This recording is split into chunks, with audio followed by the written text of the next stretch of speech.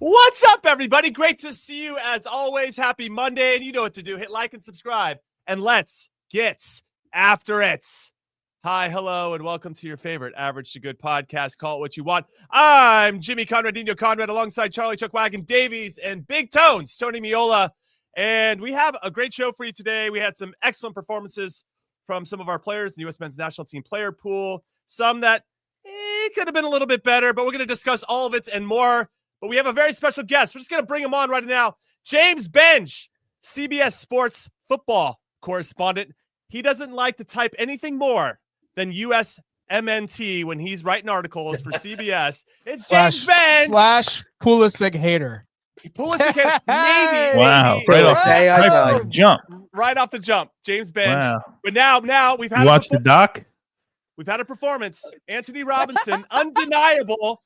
Best left back in the Premier League. Can you deny it, James Benge? That's what we want to know. He was excellent. Man of the match against Liverpool this past weekend. Take it away. Let me be clear. Not only would I not even try to deny it, and I love Milos Kerkesh, I was saying it before you guys were. I was saying this stuff weeks ago. Oh, my God. On, I can't take this. Jimmy, I I don't cannot even take think this. it's a debate. Wow. I'm like, what have you brought me on for? To just tell you what you already know? Of course, Antonee Robinson's the best left back in the Premier League. I mean, he's better than anyone in the Big Six team. I know that like left backs are weird. Is he the now. best Premier? Is he the best left back in the world? Is he in the conversation? Can we put him in the conversation? Yeah, absolutely. I feel like he is such a classic left back that he could pretty much. I mean, he would be in that conversation with, I don't know, Teo Hernandez. There's no one else that I'm like, well, I got a list, this though. guy is well. Alphonso Davies. Yeah. Gvardiol, Cucurella. Teo Hernandez, Alfonso, Grimaldo, Furlan Mendy, Federico Di Marco, Balde. Calfiori, maybe? He's kind of in the Guardiola. Is he a center back, kind of left back mix? Yeah. Yeah. What are we counting Gvardiol as now? Are we? I mean, he's played more games at left back. Yeah, me too. But he's played more games at left back than he has at center back for City this year. Yeah, Nuno Mendes as well. I don't know. Let's just do Teo and Teo doesn't defend, dude. Alfonso. Teo doesn't defend. All right, Furlan Mendy does. He's does. a full-on left back. Now, the caveat with that is Alphonso Davies has been courted, it feels like, by Real Madrid for a long time, and they have Mendy already. So that means they in their mind, place Alphonso Davies ahead of Mendy, right? And let's be real, Alphonso Davies scored in the Champions League second leg, right, in the semifinal against Madrid at the Bernabeu, which showed, like, yeah, he was playing a little bit higher up the pitch, but hey, that's one way to impress. So, given that, where does Antonee Robinson kind of sit? I think, like, technically I think he's better than Alphonso Davies. The one I have is DiMarco, because I think DiMarco can do both things. He can defend at a high level and attack at a high level.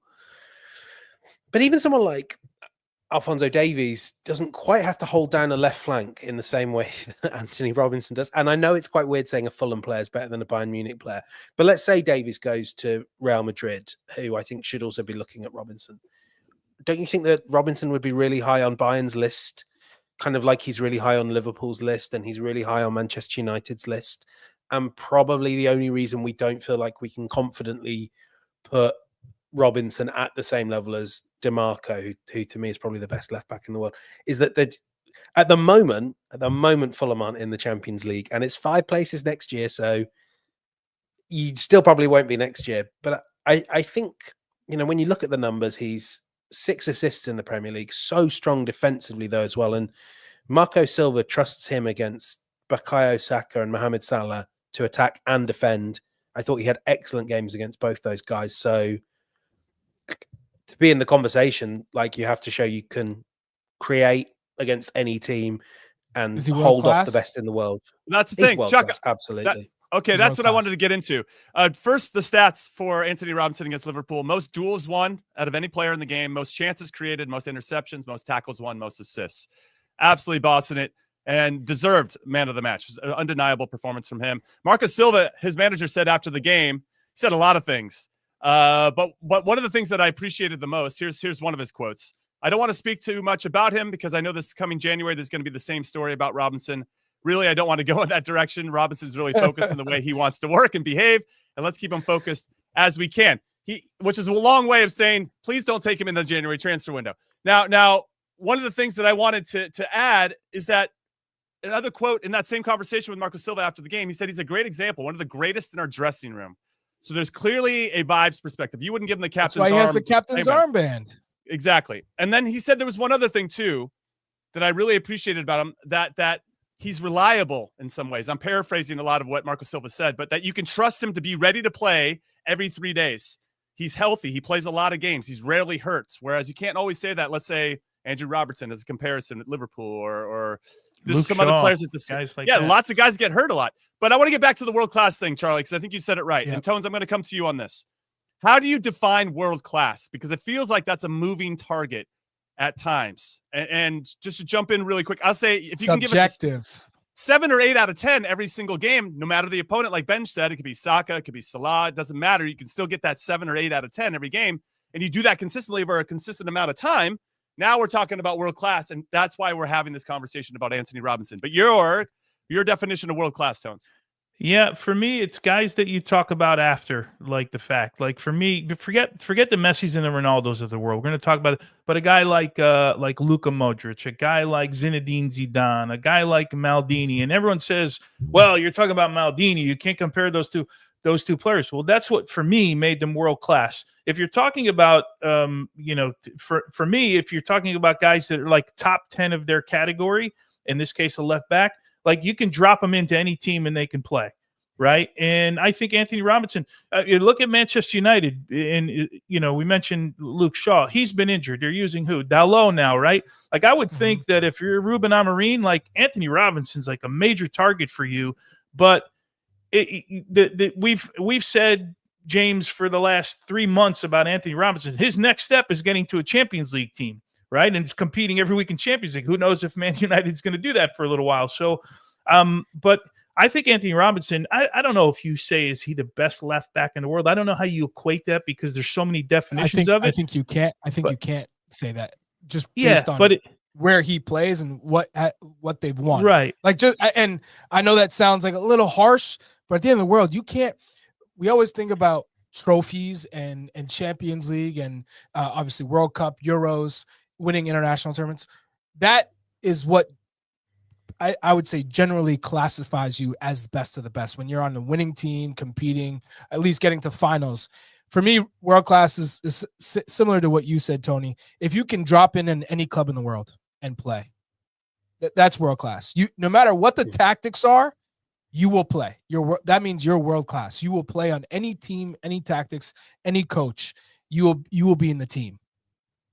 What I love, Bench, and I want to get your thoughts on world class as well, is that CONCACAF is just churning out the left backs right now with Alphonso Davies and Jedi Robinson. So I'm happy about that. Another acronym I'm sure you love to type into your computer. CONCACAF, CONCACAF and USMNT. Or Everton are. Oh boy, do I wish he was still eligible for England. Do you think he'd come into the team straight away? I think with Antonee Robinson in the team, England would have had a much better chance. Oh yeah, and would have won the Euros. Really, like in terms of if you look at what that one man left flank he is for Fulham, that's exactly what England were missing in the past tournament. And he would have just brought such immediate balance to the team. The only thing that intrigues me about this, when I spoke to him last Thursday, this came up, is to be world class as a left back now, do you need to be able to be more than one type of left back? And it's funny because obviously Poch, was it the second Jamaica game? You guys will know better than me. He had Robinson invert into midfield. And we were sort of talking about that. And he said, yeah, it's good that Poch wants to try me in these things. I hope he just plays me as a left back from now on. I don't know if you guys think he needs to be able to invert into midfield because he was so good at it. Yeah, he did it so against well. Jamaica, though. Right. Yeah, but does Pochettino want to play that way against the Netherlands or play that way against England or somebody else? I guess the first question is where does he fit in for me, where does he fit in Premier League? left backs, right? And who are those? The argument of Gvardiol, I get it, right? So if you want to put him there, put him there. Andy Robertson, and who else? Estupinian is a decent left back, right? Does great things at Brighton, who I really like. Trying to think of Cucurella, right?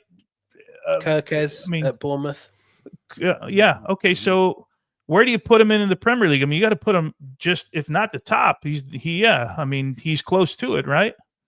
Yeah, number one with a lock. I think Cucurella has had a good season. Gvardiol was great last season, but they've all had, just in terms of if you're saying who's the best right now and who's had the best season, if you were doing a Premier League team of the season right now, who would you put number one? You put the guy that's not made any mistakes and has got 6 assists.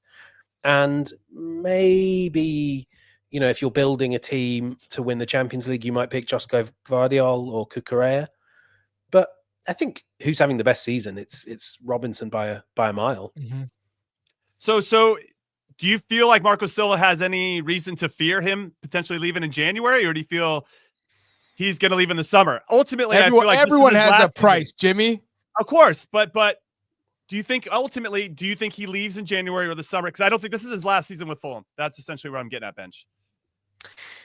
Not January. I would be really surprised. I don't want to say anything for certain, but he's going to cost you a lot of money. And I don't really see there being a team that feel like they have to do that move now, because you are talking about the best of the best. Manchester United have not got the money. And, if I was Robinson, I'd probably want to see where they are at the end of the season. Are they top 5 in the Champions League? Yeah. I feel like Liverpool will be in the mix as well.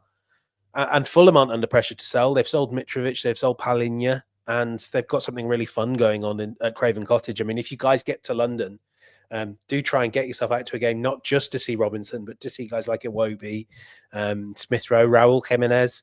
It's a lot of fun there. But yeah, I think there will be a deal to be done, I'm sure, in the summer for a lot of money. And I think Fulham's benchmark should be Arsenal paid 50 million for Calafiori. Man City paid, was it 50 million for Gvardiol? That should be their price. Wow. So for a 27-year-old left back, American international, it seems like he's taken the Premier League by storm for sure. But if you're looking at the next step, and we talk about Champions League football, which club suits him best? Because we had a conversation this morning on Morning Footy, and we thought, if Theo Hernandez leaves, and it's been floated around, Milan is a good fit, but Milan's not going to be playing Champions League. It doesn't look like, at least. So they're not, Charlie. In your mind, what would be the best next step for Antonee Robinson? Which club best suits his skill set? Well, not just his skill set, but I know he's an Everton boy, but I think for me, Liverpool is the perfect one for him, because he could be. Robinson doesn't invert into midfield that much, but he does sometimes sort of make a bit of a back three. And I'm sure that's something that Slot would like to be able to do with his left back. Robertson isn't the guy that he used to be. And I know that I always think of Jedi as quite a young 27. He's had those injuries. I think you would get good mileage out of him. So he seems to me like a really good fit for Liverpool, a bit of a homecoming. I don't know. And I should have asked him when I spoke to him, but I don't know how his family would have any reservations. Yeah, exactly. But here at CBS, we know about some Evertonians that do great things in a Liverpool shirt. Guys like Jamie Carragher. It's all about the money. It's all about the dollar bills. Exactly. And it is a homecoming, isn't it? It's back in the city where your career began, where it nearly ended. What a brilliant story. I think he would excel there. He would be a very valuable piece of a team that could win the Premier League, could win the Champions League. Jimmy said he should go to MLS, by the way. I didn't say that. Was 2 other former national team players. Hey, let me throw this. Is it so crazy to think now that you're talking Man City? Because I feel like Man City has made up left backs from who was it before Zinchenko? There was they played in the mid Fabian Delph, right? He was a midfielder who converted to a left back. Zinchenko, he converted to a left back. Ake, or he's a more left-sided player. Gvardiol, I feel like they're always making up the left back position. Is it that far-fetched to think Man City? It's not unimaginable to me at all. I mean, also, Pep has basically used Guardiola as a left back when he's played left back. It's up and down the flank.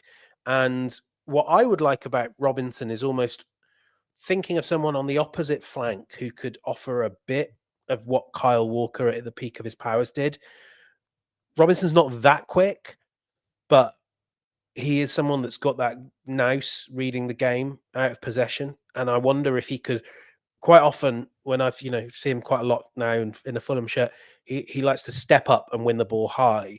But with Pep coaching him, could he be someone that is more the last line, the sweeper, a la Kyle Walker? That would be interesting. But for me, yeah, I feel like Liverpool is the perfect fit. And I saw someone in the comments there say Real Madrid. I mean, if they fancy him, they should absolutely go for him. I'm no great believer in Furlan Mendy, and I don't think Madrid are. So why not get yourself a real superstar? Fran imagine the shirt not sales. The answer there.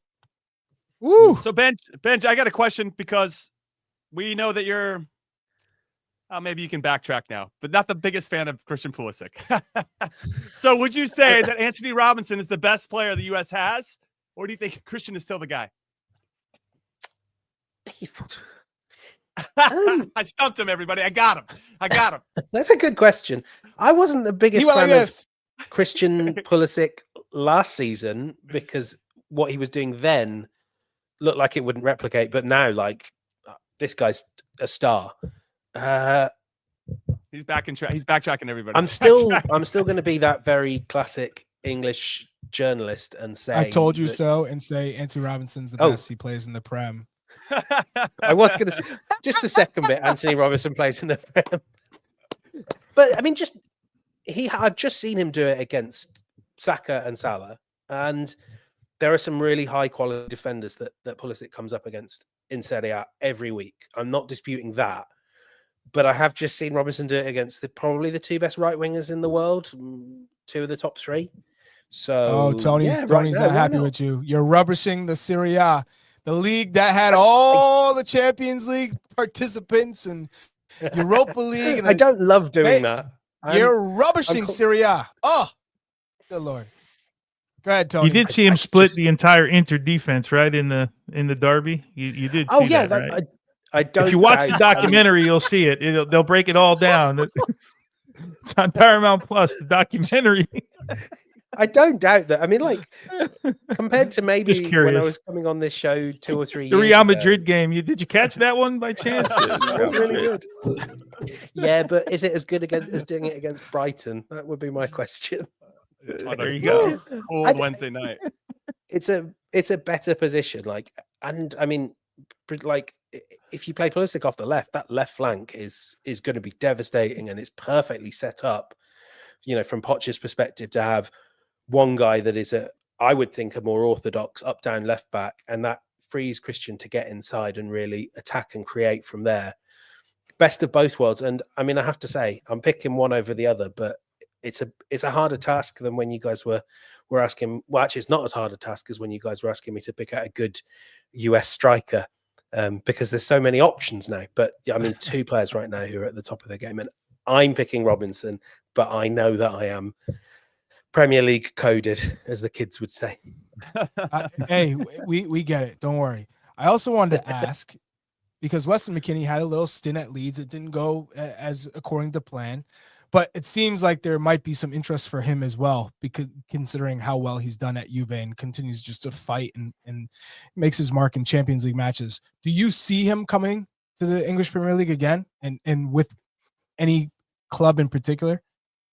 Oh, that's a really good one. I have to say, I thought he found that time so trying that I would wonder if he would want to come back.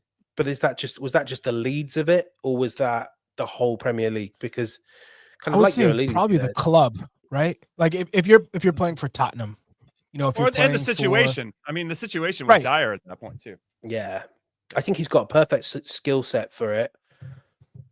Where he would need to be coming though would be just to get the regular game time. Would probably be lower half of the Premier League, and is that as much value to him as fighting for those minutes at Juventus? I don't know. It can be really hard, like parachuting into a bottom half of the Premier League team after January, because things can go really badly wrong really quickly. So he seems to be getting good minutes, and I've just seen him in the Champions League do some pretty amazing stuff. So I think there's a little more value in that against one Manchester City. It was quite impressive. Yeah, I mean, but doesn't that just show you how bad things are for Man City, that they're letting in 2 goals against Juventus? Yeah, to Americans, no less. Yeah, how can they even? I know, it gets worse. That's when Pep should have quit. We had Americans combined for a sick volley. You know what? We're out. I'm going to retire now. Stop scratching my head with my fingernails. All right, so last question here then for you, Benj. What's weaker, the England left back pool or the manager pool? Oh. Jimmy. Oh my God. Our manager pool is our manager pool. You couldn't drown a toddler in it. But we really are. I think we kind of are okay at producing incredibly. No. Have you seen what's just happened to Russell Martin? It's got to be our manager pool. It's really bad. It's really bad. It's pretty bad. So it's bad. pretty bad. How is it It's that so bad? bad you brought a German in to manage your national team, which is like, I love it though. He's the most English German out there. Sure, that's fair, but it's just, how is it that bad 40 though? years ago. That's what I don't understand. You guys are the center of the football universe. That's a rival though. They consider Germany a rival. So it'd be like us hiring. I don't think as a country we just don't travel well. I think maybe there's some challenges about sort of going abroad when we're a country that doesn't learn foreign languages. I think some of that. I don't think. Well, you don't even do well in your own country, though. Well, yeah, there's that as well. But then we do kind of import the best into this country, and we sort of import brilliant people, but then aren't exporting our best. So our best is sort of being crushed down into the championship. So you're not exporting. But someone like, I think Gary O'Neill is a really good manager who's had 2 really difficult jobs. I mean, he did the Bournemouth one really well. And if I was advising Gary O'Neill, I'd sort of say, brush up on your Spanish or your Italian. Let's get you, or your German. Let's get you out into another league, and you'll be a much more attractive candidate for Premier League clubs if you've done something at, I don't know, a Fiorentina, like to pick a team entirely at random. That right, you need kind to of sort like of be what able Scott to Parker did European at Club Bruges. And what Gary great. Neville and David Moyes did in Spain. Absolutely crushed it. But we need to have loads of failures to get that. Yeah. I think US coaches might even be better than us. We're just trying to hang you at this point. You are good. You're off the hot seat. James Benj, everybody, our favorite CBS Sports football correspondent, and our lost favorite at least 6 pounds on this James one. Benj. He did. He's gonna have to take a shower after this interview. All right, we're gonna take our first break and call what you want. When we come back, more of the good stuff. Don't go anywhere. Thanks, James. Never stops. Relive the greatest moments with uninterrupted highlights and more. It's Gareth Bale! On the UEFA Champions League channel. Streaming free.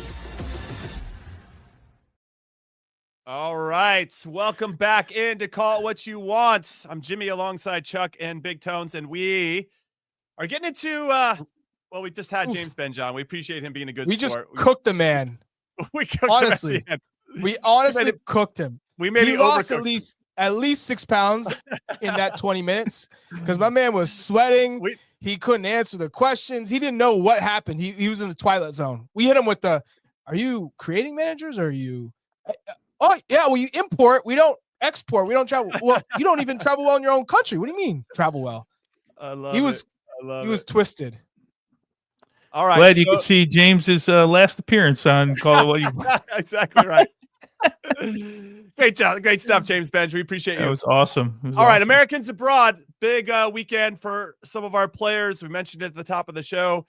We're going to start with Gio Reyna. I know that you can see a graphic here if you're on the YouTubes. We're going to save Flo Balogun for last. We got Gio Reyna, first club goal for the Black and Yellow since May 13th, 2023. That's 18 months ago. That's awesome. Good for him. Cameron Carter-Vickers wins his 3rd League Cup title with Celtic. Him and Austin Trusty started that game as the center backs. Antonee Robinson discussed him at length in the first segment. 2 assists versus Liverpool, man of the match. Alex Dejas wins consecutive Liga MX trebles. Guy is on fire and making a big impact in both legs against Monterrey. The big news, though, I buried the lead. We had Flo Balogun just got announced by his head coach, Adi Hutter, that he is going to be out for 4 months. Flo Balogun out for 4 months, which opens the door for a nice consistent run for one Ricardo Pepi, who did not get off the bench in PSV's 1-0 loss to Heerenveen this weekend. Also didn't get off the bench midweek against Brest. So kind of a tale of two different feelings, I'm sure, for Ricardo Pepi. But your thoughts on Flo Balogun, resident number 9, Charlie Davies. What are we saying about this? 4 months. Could be longer. Who knows? Yeah. Well, I will say is I wish him the best in his recovery because it's not easy. I mean, we're talking about heading into the year before World Cup. You know, all eyes are on the U.S. men's national team. And let's be real. In his position, you've wanted more. And he hasn't had the support, no matter who's played up top, to be honest. But we expected him to kind of fulfill the goal drought in that position, someone who could create and score and kind of be the talisman for the U.S. men's national team. And now that's going to fall on Ricardo Pepi, solely on Ricardo Pepi, because he has been playing well when he's played. Look, even PSV, they struggle now when he's not starting. It's clear as day that he is better for the team than Luke de Jong. And I don't know if Peter Bosz realizes that yet, and he's just forcing Luke de Jong to play, or he's just saying, you know what, Luke de Jong's my guy, and I'm going to stick with him until the end of the season, then we'll assess things. But I feel really terrible for Balogun, because now, you know, he's got to wait that much longer to get in camp with Pochettino, and he's probably going to miss Nations League, right? And those are 2 big games for the U.S., potentially 2 big games. And he's going to have to wait till the summer. Yeah, it's disappointing. Big opportunity, though, for some other players in the pool, Tones. Yeah, and keep in mind, we've spoken about this for a couple months. We love sort of the competition, right? And then you see Josh Sargent go down, right? So it takes one guy out of the picture. Now you see you see Flo Balogun go down. It takes another guy out of the picture. And then you start wondering, we went from like having like 3 or 4 options at least to look at to who goes into camp at that point. So Brandon Vasquez becomes a little bit more important now, right? And his sort of progression and what it looks like for him. Do they move somebody else into a number 9 spot? Still got Timothy Way. I don't think he's a 9, but anyway, you got to have a look, because who else are your true number 9s at that point? If anything should happen to Ricardo Pepi, and knock on wood that it doesn't, you know, then you're starting to get really thin right at that position. So yeah, hopefully Flo gets back as a 9 at that case. Right. Yeah. And then you're, but that's not what you want, right?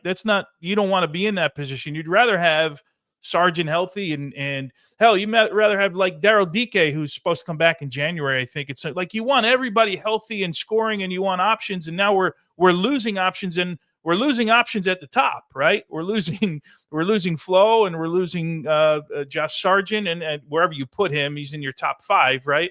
So that's where it becomes problematic right now. So Ricardo Pepi, as important as he was, he becomes a hell of a lot more important now. Yeah, and as we see here from Kenyan, Haji Wright also injured at the moment. Sargent should be back. Haji Wright should be back by Nations League. But again, they still have to round into fitness and get into good form. Right? Yeah. Yeah, of course. Yeah. Also, Brandon Vasquez started this big game for Monterrey, leg 2 against Club America in the Liga MX final. I want to circle back to that because I kind of said it wrong. This win for Club America is their 3rd straight title in Liga MX after they won the 2023 Apertura and the 2024 Clausura. They now have a 4 championship cushion over rivals Chivas in the league's all-time table. And I want to give a shout out to their coach, Andre Jardine, because he took over the club in 2023. He guided America to those 3 titles, and he also won the Campeón de Campeones and the Campeones Cup in 2024. The guy just wins trophies. So I shout out to Andre Jardine. Unbelievable. Now Vasquez didn't do much in his time. 71 minutes, I think he played. But it was nice to see him get trusted by Di Michaelis, the manager for Monterrey, and unfortunately didn't turn into anything else. Very curious to see what he ends up doing. He's being linked to San Jose Earthquakes right now to play for Bruce Arena. I heard it's going to be an expensive move if the Quakes decide to do it, and they have an owner in John Fisher who doesn't like expensive moves. So we'll have to wait and see how that all plays out. But maybe Bruce can turn his head and change his mind. But it's going to be really fascinating to see how that goes. Now I want to turn our attention to the Celtic versus Rangers Old Firm derby in the Scottish Cup final, because that was a ridiculous game. It was 1-0 in favor of Celtic at halftime, or was it Rangers at halftime? It was 1-0 at halftime, and Austin Trusty started the game and came off after 45 minutes. When I thought he played, Celtic. He was solid. I didn't understand why he came off, and then Liam Scales comes on and they bleed some goals. And I just I don't know if he was hurt or was it planned? I don't know why it would be planned for a center back in a big cup final, but it was nice to see him get the start, but I don't understand why he got pulled at halftime. I couldn't find the information I was looking for. Celtic, though, big win on that. And that was a fantastic game. I don't know if either one of you guys caught that one, but Cameron Carter-Vickers looks like the boss in the back line. And we need him to continue to have that type of presence when he plays for the U.S., because his last iteration over the summer didn't look great. And I'm now a little bit concerned about the center backs, because you got CCV, you got Austin Trusty, Chris Richards, though back in the team, hasn't been selected forever. Mark McKenzie looked good for Toulouse this past weekend. Toulouse is solid mid-table in France. Tim Ream in MLS now hasn't played for a while, and he will at the time Nations League comes around. But I'm still a little bit nervous about our center backs overall. Tones, how do you feeling about our center back situation? Yeah, I'm with you on Trusty. I didn't think he played poorly. Jimmy, I turned this game off after 60 minutes. I couldn't stand it anymore. I thought it was like the atmosphere was incredible. It just, nobody played soccer there the whole day. Right, I mean, it was Austin Trusty won. I don't know how many times Rangers launched balls forward. He was winning ball. How many times did Austin Trusty and Cameron Carter-Vickers pass the ball back to each other? It was, amazing. But yeah, it was, I was surprised at 45 minutes that he came off. But there is a little bit of concern. I'm going to say it again right now. I don't see Cameron Carter-Vickers as a center back for our team if we have everybody healthy. Austin Trusty, I think, has more of an upside, left-sided player, left-footed player. So there's like there's a tweak in there for me that maybe he can be used if we go to back three in those positions, because I'm thinking about Tim Ream at some point, but he still needs minutes. I don't see either of those two guys changing what Pochettino has been doing so far. So, Chuck, Mark McKenzie, 12 months ago, definitely on the outside looking in, now seems to be our number one center back. Yeah. Dude, life is crazy, and it comes at you fast. You know how a football is. I do. I've lived that, but it's incredible, and the fact that he's being consistent with his performances with Toulouse, it speaks a lot to his confidence. And now I think he's gotten past whatever jitters he had around playing with the national team seem to be gone, and now he seems to be a guy that Pochettino can trust, and that's a great sign. We just need more of those. We just don't have a lot. All of a sudden, our depth just gets a little bit thin. Yeah, I agree with you, but I think Mark McKenzie has come a long way, and it goes to show what playing can do for one's career. Taking a step back, Henk in Belgium, it's a solid club. You're playing in a competitive league. They're always competing in the top four, and it just felt like he needed a move, a step up, but he needed consistent playing time. He was always in and out, and I don't think there was consistency with his playing time. He was always capable of making that one big error. And I think he's grown so much from that, the maturity, especially with the last time he's run out with the U.S. men's national team. You could see a clear difference in the way that he comes out to handle situations. He doesn't just jump out and dive out, and then when the ball's at his feet, he'd tend to always make the safe pass, or you look nervous. That's not the case anymore. So he looks like the confident Mark McKenzie I saw in his last year of MLS, where he could hit the switches, no problem. He was very good at recovery plays and cleaning up for the other center back, not just diving in at anything that would come his way. So a lot of respect in the way that he's approached the center back, and his mentality has been on point. So I think it's without a doubt because of his IQ, his athleticism, and his growth with the ball at his feet, that he is probably our number one center back at the moment. I think what's interesting is that maybe for the first time in a while, and I'm just extrapolating what the next couple of months are going to look like, but this January camp could prove to be more meaningful for Pochettino and the coaching staff than ever before, because he's getting exposed to certain players that he hasn't seen before. So I wonder if a Walker Zimmerman, who he most recently played for us at the Olympics, solid leader, has that gravitas. If you want to play a back from a World Cup experience, want to play there's nothing more that you love than bringing up Walker Zimmerman. I don't know if you're getting paid to bring him up, but you honestly, at every chance, bring up Walker Zimmerman to be in the conversation. Sure. That's fine, because I see him as a reflection of how I used to be, and I don't think we should have given up on him, as it feels like we have given up on him. And I know he's been injured. So okay, we give him a January camp. You get him around the guy. You need some leaders in that camp. And then what's his age? Days, he's 31. He's 31. It's not that old. Yeah, I mean, if we're gonna give age, then Tim Ream, you know what I mean? Like, yeah, well, there's only room for enough Tim's of over 30. You know, sure, I get that, but I'm just saying, like, age can't be completely thrown into the equation for a center back if Tim Ream's in the conversation too. I just think if you're gonna play a back three, you could put him in the middle of two athletic guys on either side of him, and now you could solve any issue that you might have with speed.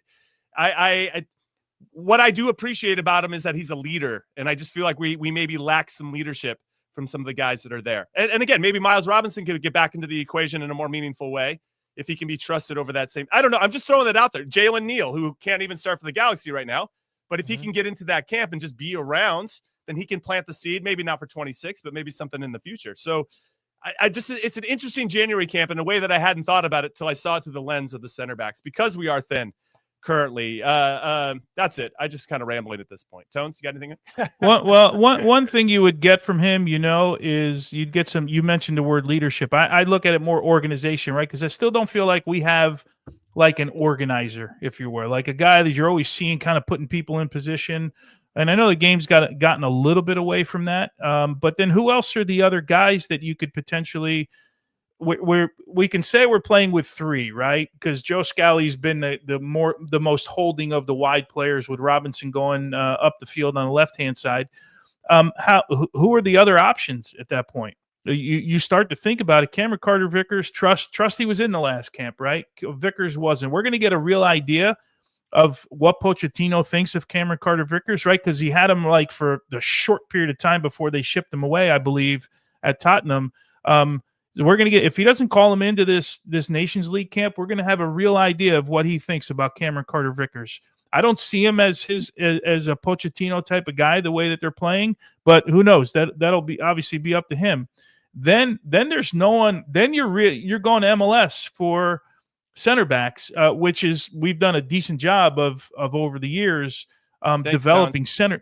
I appreciate that. Yeah, I mean, yeah, but you play in the World Cup. I'm not talking about guys like you. Like you're no, seriously, you're at a different level than this conversation, because you're going to guys who don't have national team experience, right? And you got to develop them. And then, does he have enough time to develop them? You have to think, like, don't we all think we're going to go to 26? Not with our full team, because what national team goes there with their full team? Think about all the stories before the World Cup of all the guys that are constantly missing with their national team. Somebody gets hurt. You got to have more than like the names that we're immediately putting on the list, because you don't know what it's going to look like by the time we get to June of 26. So he's got to have guys ready. Yeah, I'm with Tony Martinez in the chat. He says January camp should be for the younger players, and it should be.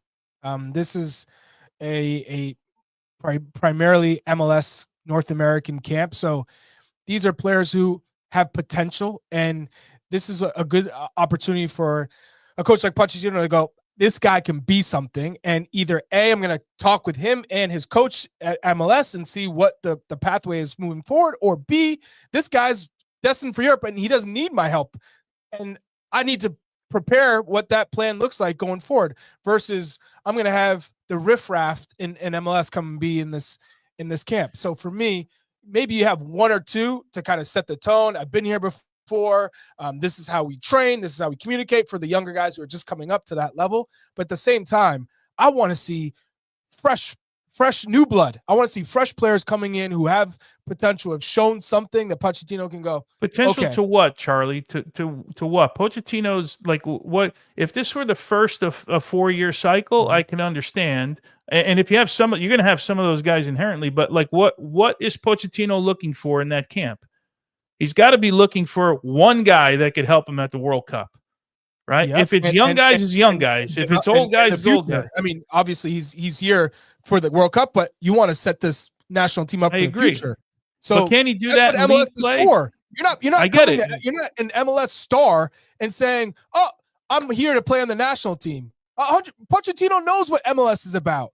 He's here for looking for the scouting for young players for the future, who maybe can make the jump from after this season, so that in 2026 they're good to go and they're playing in a good situation for Europe in the World Cup. Of the World Cup, you're talking about, right? At the World Cup, time, right? Yeah, at the World Cup. But at the same time, you're not unearthing some 30-year-old gem in MLS. You're not coming here to go, let me see the most experienced guy who's gonna really change my mind. You are who you are if you're in MLS and you're 30 years older or older. So for me, you're trying to find the younger gems that this guy goes, maybe they, for whatever reason, they didn't shine with the coach that they have or the players that they have at their team. But Pochettino, for whatever reason, goes, I see something in him, and we need some more depth in this position. But you're still talking about for the World Cup in 26, right? Because not at just this point, not do we just care about World 27 Cup right now? Do we care right now? Do we? Yes, I would for January camp. Yes, because you're not going to find anyone that's going to help in 26. You're not going to find someone that goes, you're going to displace all of our players currently in Europe right now who are playing. There's no, in 2014 you had Kyle Beckerman. There's no Kyle Beckermans in MLS right now. That you go, this guy could be playing in Europe, but he'd rather play in MLS. There's no Landon Donovans right now. So that's my point. You're not looking for a starter in 26 in MLS triggered in a January camp. Yeah. I just don't know. Look, at this point, I just don't know why. I agree. We're always looking for the future, but I think if you're looking strictly for 27, you're looking at guys form in the league. I think Pochettino, we don't know if he's going to be here in 27. We have no idea, right? So he's got to worry first about 26 World Cup. Right. I mean, I don't even think he didn't sign a deal that was anything past 26 anyway. Also, I wanted to agree to disagree with you, Chuck and Tony. I think there's a middle ground where you can bring in some guys that maybe you need to know a little bit more info on. That, especially in an area where we're thin with center backs, and as we could argue that being a little bit older isn't the worst thing in that position in the field, spine of the team. And if you're looking for leadership from 17-year-olds, you're probably not going to find it because they're in their own feelings, trying to figure out who they want to be and what kind of player they want to be, and all nervous about being a national team camp. I don't think you're going to have that get unearthed in 10 days against Venezuela and Costa Rica. However, I think there's a middle ground. So you can bring in younger players. You can also sprinkle in a couple older guys if you just wanted to get some more intel. Because if you're just trying to rely on, like if I was, I'll use Walker as an example, and you're going to roll your eyes and whatever. But guy playing the World Cup for us, and he also played in the Olympics for us. There's clearly some trust that we have in him in big competitions. So if I was Pochettino and I'm just hearing things. That had nothing to do with Pochettino, though. That's true. But if I wanted to get my own, if I was the coach, I'm like, let me see him then. Let me bring him in. What's going to hurt to bring him in for 8 days over 2 games? If he sucks, then he sucks. But maybe there's something about him that I haven't seen yet that I can't pick up on video per se. And those are a lot of the intangibles that I think are important. I 100% see what you're saying in terms of the experience. And I think those are needed. 1, 2, 3, maybe one per line, one defender, one midfielder, one attacking player. But cool. This is a camp in my mind for like a Diego Luna. That's a player who is young, has a lot of potential, hasn't been given an opportunity for whatever reason. This is where Pochettino goes, let me assess what this kid's really about, because he is doing well. He's young in MLS. He's a different type of player profile. He can play between the lines. He can play inverted winger. All right, let's give it a look. Let's see what he can do. And if he impresses, that's a player that stands to make a difference, possibly in 2026, but certainly in the future. I think those are the type of players that I'm thinking about when you're talking about a January. I agree with that. Yeah. I agree with that. 100%. I agree with that 100%. I want to see Diego Luna as well. All right, we're taking our last mega call. What you want? When we come back, it's going to be trigger who you want, though you can probably see that me and Chuck are already a little bit triggered. Don't go anywhere. Baby, we are gonna start a fire. From world-renowned clubs Simply devastating. to worldwide stars, Wrexham have done it. This incredible ride continues. the English Football League on CBS Sports Network, and stream every match live on Paramount Plus. Welcome back into Call It What You Want. Before we get into Trigger Who You Want, I want to let everybody know here in the Call It What You Want family that we need your help. We've been nominated for Best Team Podcast in the 2025 Sports Podcast Awards, and your vote could make all the difference. If you love the show and you want to see us take home the trophy, which would push us beyond average to good to maybe good to great, head to the link in the show notes, as you can see here in the information. Hit that little QR code in the top right. It only takes a few seconds. It can help officially solidify this as a good to great podcast, as I just mentioned. And let's show the Call It What You Want community to show everyone what we're all about. We'll obviously put it on our socials as well. Big time. Hey, by the way, everybody in the comments, the comments are flooded. I love y'all. You guys are pushing us. Let's go. I like this. Push. Trigger who you want. Trigger who you want now. It's time. Juan Garcia. Tones, you're taking this one. Juan Garcia says Pulisic shouldn't sign that extension with Milan. They are nothing but a mid-tier Serie A team, and he won't win anything there, and he won't be in the Champions League. He needs to move on to a better team. Yeah, wow, coming in hot. Do they leave their address on these things? Where's They should. Tony's cracking his knuckles. He's oh no! Look, I can understand the argument. I'm hoping they make Champions League again. But he's going to be courted by teams. But I mean, he loves it in Milan. He loves where he's at. He loves the challenge. And he's playing week in and week out at one of the biggest clubs in the world. So you can poo-poo where they are in the table right now. But they're in Champions League. They're battling. I don't know if they're going to make Champions League this year. It doesn't look good right now. An easy schedule. They have an easy schedule to finish. They had an easy game this weekend too. Look how that went. 0-0 at home against a mid-table team. So, I can understand the sentiment, but was that Juan? Juan, you're crazy, my friend. You're crazy. hey, Fonseca's the issue. Signed for Wouldn't 10 you say years at this point, Tony? Yeah, Fonseca's the problem. You know me, I'm not one to jump on coaches. I really am. I really don't know what they're trying to do. Like we're analysts, right? Like I watch the game, and win, lose, or draw, I always look at it like if you can see what the team is trying to do and where they're trying to go, like you got some positive signs, right? This is what we do every day. I watch that team religiously, and I really don't know what direction they're trying to go right now. I hate saying that because it's my club. I pain myself every week to watch it. Not pain myself. I love the club, but yeah, it's not good. He's got some work to do. Jimmy, Jackson Reagan, or Walker Zimmerman for January camp, if you had to pick. If I'm looking at for 26, like using Big Tones' lens, I'm telling you right now, January camp. I'd say Walker. Okay. Because I think you're trying to look to see if this guy can help you in 26. Jackson, I know, is not like a spring chicken either. I mean, he's much younger than Walker, but yeah, I'd go with Walker if he's healthy and ready to go. If he's healthy and sharp. After a solid season in MLS, a team that was. Listen, well, you should talk about Jackson Reagan since you. I know, and that's my point is if you're going by form and going by a player that stood out as one of MLS's best defenders, and who's much younger, 26 to 31, and I think with your mindset, you would naturally choose Jackson Reagan. No. Yeah, I didn't lean to. I thought there's a middle ground between. You can bring them both in. That'd probably be the easy answer. But yeah, if you had to go either or, if both were healthy and at their peak, I'd go with the guy that's played in a World Cup before. So that would be my vote, especially if you're looking towards 2026 only. But you know, that could be a nice healthy discussion over a beer after the show. We should have after dark. Call it what you want after dark. All right, so just to give everybody some context on the Pulisic thought too, he's in contract renegotiations with Milan to extend his contract. Just so everybody knew where that Juan Garcia comment was coming from. All right, this is Green Man. He says for you, Chuck. Chuck, eat your words. Saying Gio isn't an automatic starter for the U.S. men's national team after his performance this weekend, starting for Dortmund and getting the goal. Green Man. How does that make Gio an automatic starter for the U.S. men's national team? Please tell me how scoring a goal against Hoffenheim makes you an automatic starter for the U.S. men's national team. Now, He's a fantastic player. I love watching Gio play. It's like poetry. It's art. The way he can maneuver in midfield and play between the lines and glide by people. I absolutely love it.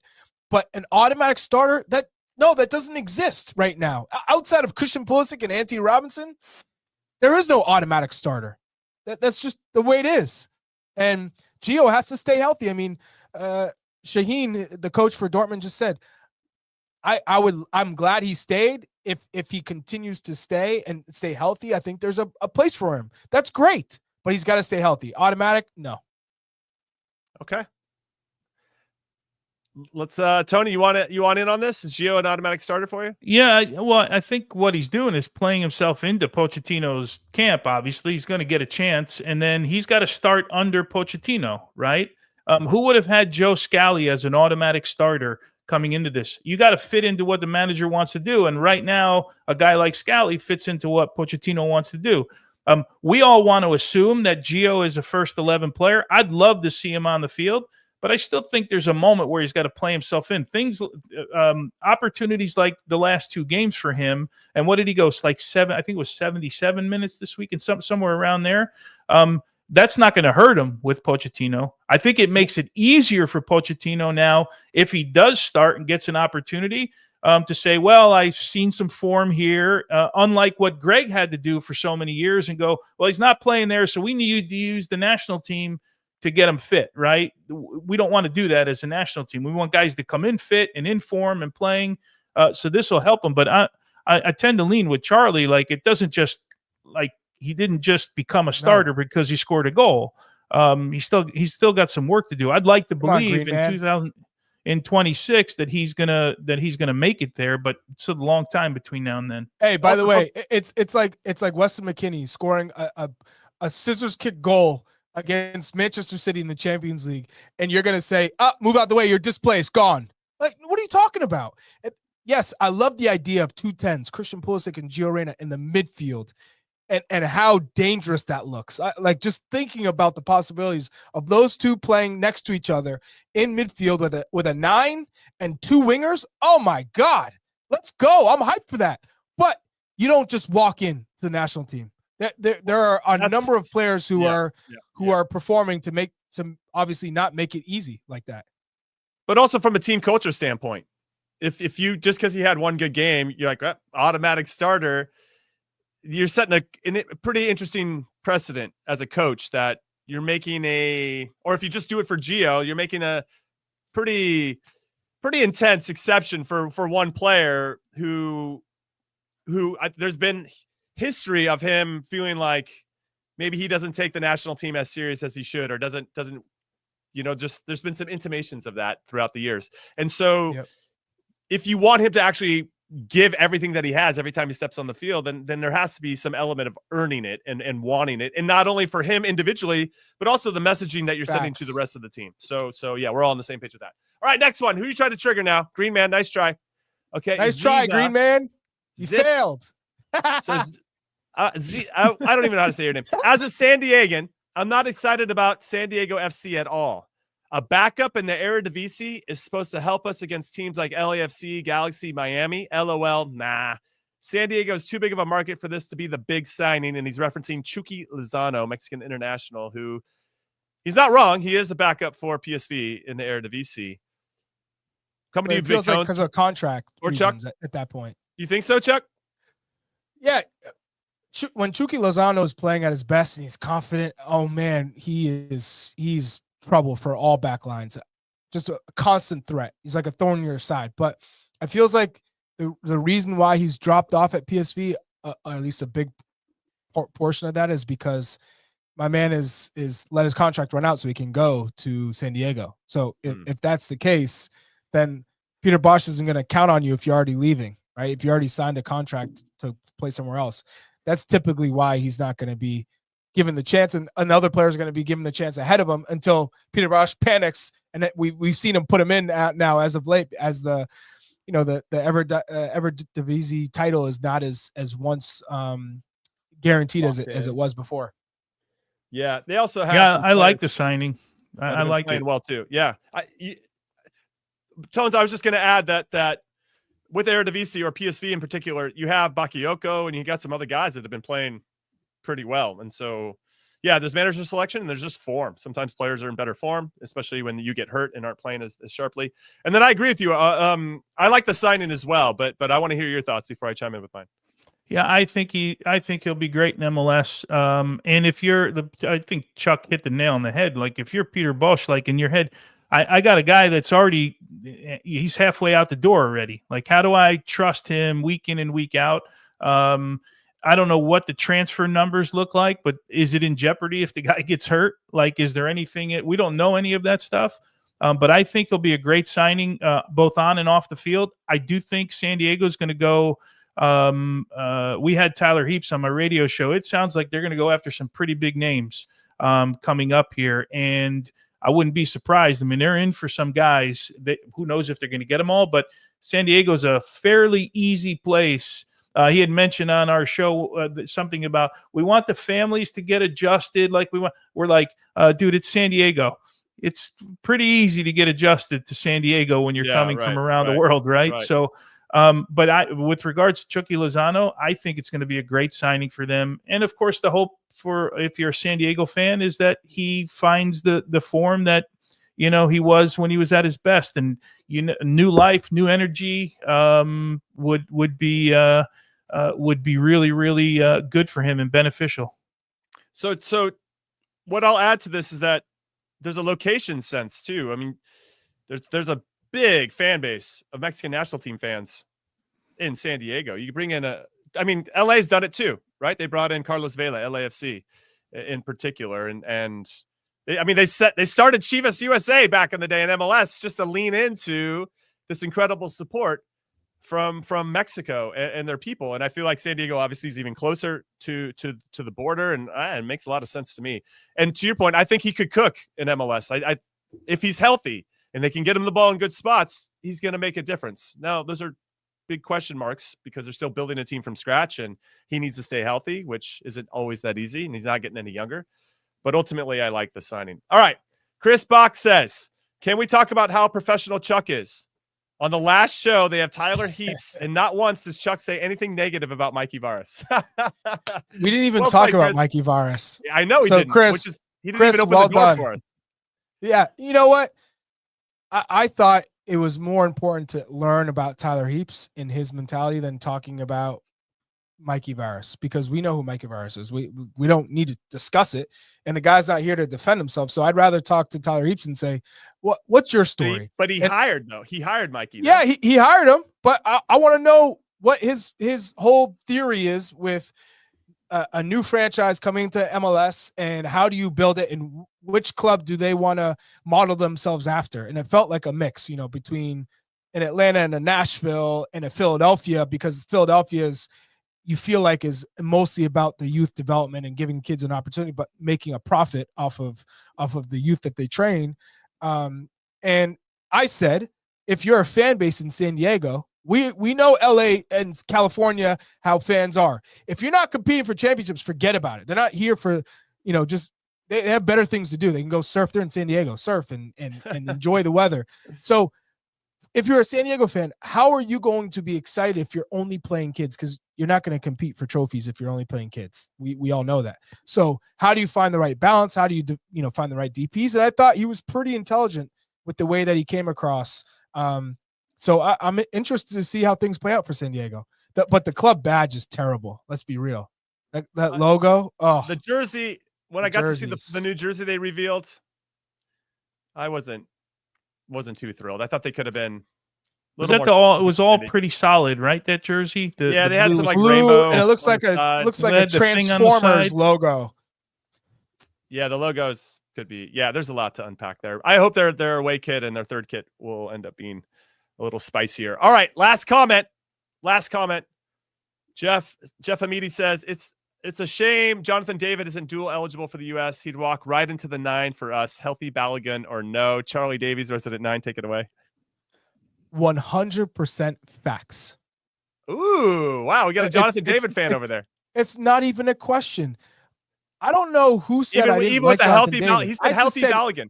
I said Jonathan David isn't world class. Jonathan David has scored 20+ goals in Liga for years, for seasons on seasons. He has over 100 goals in Liga. He's a goal scorer.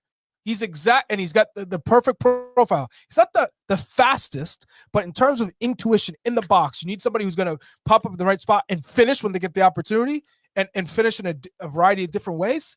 You can count on Jonathan David. So yes, if he was American and playing for the U.S. men's national team, he is American, but if he was playing for the U.S. men's national team and not Canada, my man's a starter, locked. Wow. What Balogun did in one season, he's done in multiple seasons.